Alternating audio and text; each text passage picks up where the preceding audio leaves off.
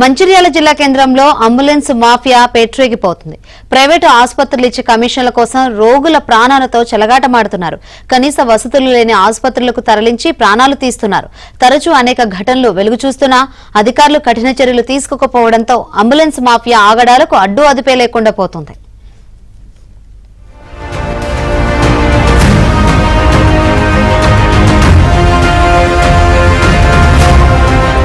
మంచిర్యాలలో medical mafia పెరిగిపోతోంది. కొందరు private ఆసుపత్రుల నిర్వాహకులు, ఆర్ఎంపీ వైద్యులు, అంబులెన్స్ డ్రైవర్స్ రోగుల ప్రాణాలతో చెలగాటమాడుతున్నారు. ముఖ్యంగా అత్యవసర పరిస్థితుల్లో ఆసుపత్రికి తరలించి ప్రాణాలు కాపాడాల్సిన అంబులెన్స్ డ్రైవర్స్ ప్రైవేట్ ఆసుపత్రుల కాసుల కక్కుర్తికి అలవాటు పడి రోగి బంధువులకు చుక్కలు చూపుతున్నారు. ఆసుపత్రికి రోగి రావడమే ఆలస్యం. క్షణాల్లో అక్కడ వాలిపోయి రోగి బంధువులను బుట్టలో వేసుకుంటున్నారు. ఇక అసలు కథ ఇక్కడే షురూ చేస్తారు. రోగి బంధువులను భయపెట్టో బాధపెట్టో కమిషన్ ఇచ్చే ఆసుపత్రికి తరలిస్తున్నారు. రోగి ప్రాణం నిలిచిందా కమిషన్ మరింత రాబట్టుకోవడం, మరో రోగి కోసం గద్దల్లా వాలిపోవడం పరిపాటిగా మారింది.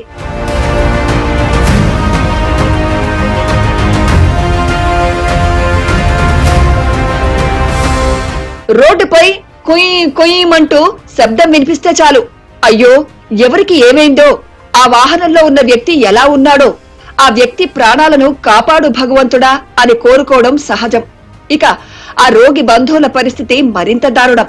క్షణం ఆలస్యమైన ఆప్తులైన రోగి ప్రాణాలు గాల్లో కలుస్తాయని వేగంగా ఆసుపత్రికి చేర్చాలని అంబులెన్స్ డ్రైవర్స్ ను దేవుడిలా వేడుకుంటారు రోగి బంధువులు.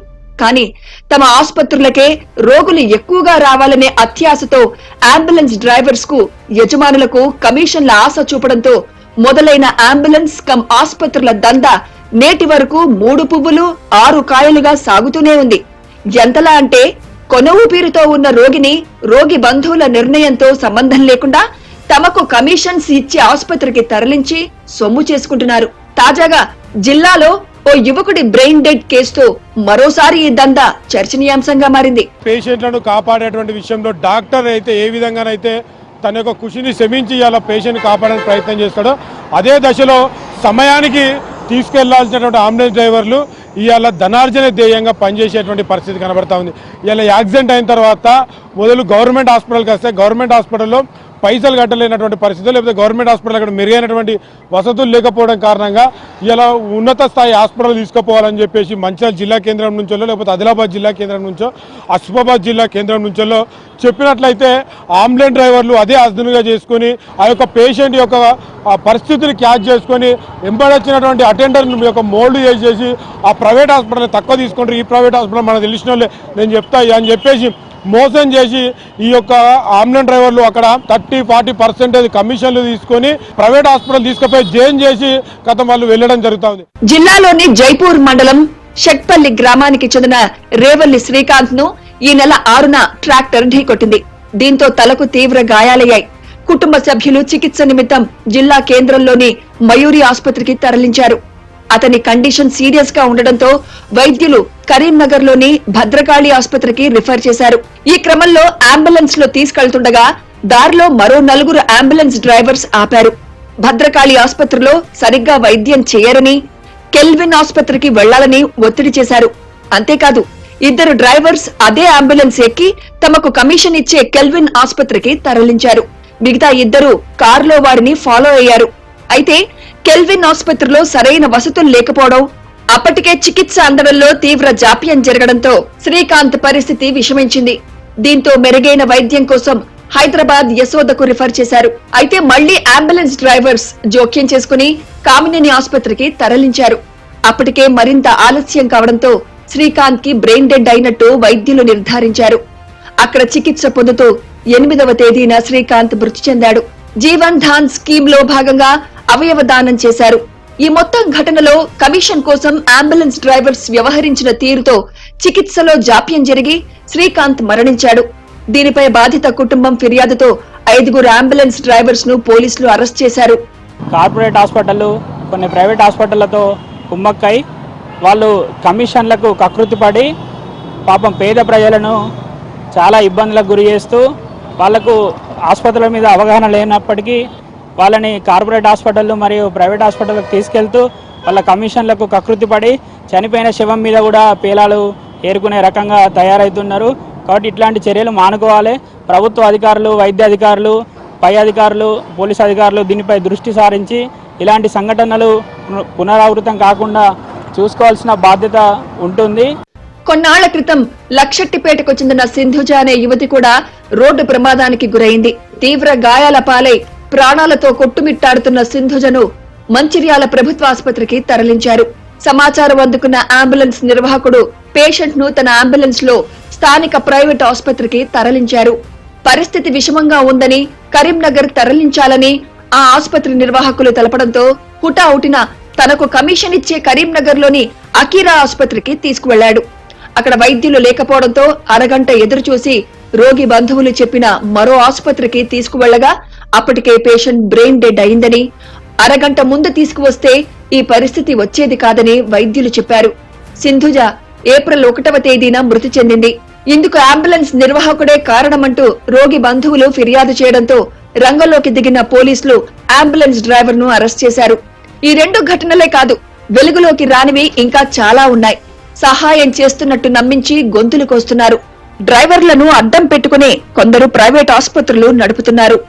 ఏదైతే రోగి యాక్సిడెంట్ అయ్యో లేకుంటే ఇతరత్ర రోగాలతో ఆసుపత్రికి వెళ్దామనంటే మధ్యలో ఉన్నటువంటి అంబులెన్స్ డ్రైవర్లు కానీ లేదా మీడియేటర్లు కానీ క్వాలిఫైడ్ డాక్టర్లు లేకున్నా కూడా, ఏదైనా ఒక హాస్పిటల్లో క్వాలిఫైడ్ డాక్టర్ లేకున్నా కూడా కేవలం వీళ్ళ కమిషన్ గురించి అక్కడ అడ్మిట్ చేసి కమిషన్ దండుకునే పరిస్థితి ఉంది.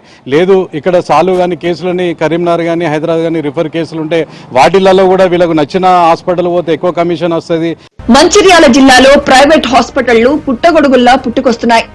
సరైన సౌకర్యాలు, క్వాలిఫైడ్ డాక్టర్స్ లేకుండానే సూపర్ స్పెషాలిటీ, మల్టీ స్పెషాలిటీ బోర్డులు తగిలించుకుని ప్రజలను మోసం చేస్తున్నాయి. అంబులెన్స్ల డ్రైవర్లు, నిర్వాహకులు, వ్యాపారస్తులు, రియల్టర్లు సైతం ధనార్జనే ధ్యేయంగా దవాఖానాలు పెడుతున్నారు. స్పెషలిస్ట్ డాక్టర్ల పేరిట పబ్లిసిటీ చేస్తున్నారు. కానీ అక్కడ ఉండేది ఎంబీబీఎస్ డాక్టర్లే. మరికొన్ని చోట్ల ఎంబీబీఎస్ లు, బిహెచ్ఎంఎస్ లతోనే నడుపుతున్నారు. కరోనాతో మొదలైన ఈ దందా నోట్ల వర్షం కురిపిస్తూ మంచిర్యాల జిల్లా అంబులెన్స్ నిర్వాహకులను కోటీశ్వరులను చేసిందని తేలింది. ఎంతలా అంటే కరోనాకు ముందు అంబులెన్స్ డ్రైవర్ గా ఉన్న ఓ వ్యక్తి మంచిర్యాల జిల్లా కేంద్రంలో మల్టీ స్పెషాలిటీ ఆసుపత్రికి ఓనర్ అయ్యేంత అంటే అర్థం చేసుకోవచ్చు. మంచిర్యాల జిల్లాలో సుమారు 175 ప్రైవేట్ అంబులెన్స్లుంటే రవాణా శాఖ నుంచి ఫిట్నెస్ పొందనివి 92 ఉన్నాయి. కొన్ని పనికి రాకుండా పోగా మరో 20 అంబులెన్స్లు ఫిట్నెస్ లేకుండానే రోడ్లపై తిరుగుతున్నాయి. అయితే ఇందులో 50కి పైగా అంబులెన్స్లు ప్రభుత్వ ఆసుపత్రికి రోగి రావడమే ఆలస్యం. క్షణాల్లో ప్రైవేట్ ఆసుపత్రికి చేర్చి కమిషన్లను దండుకుంటున్నారు.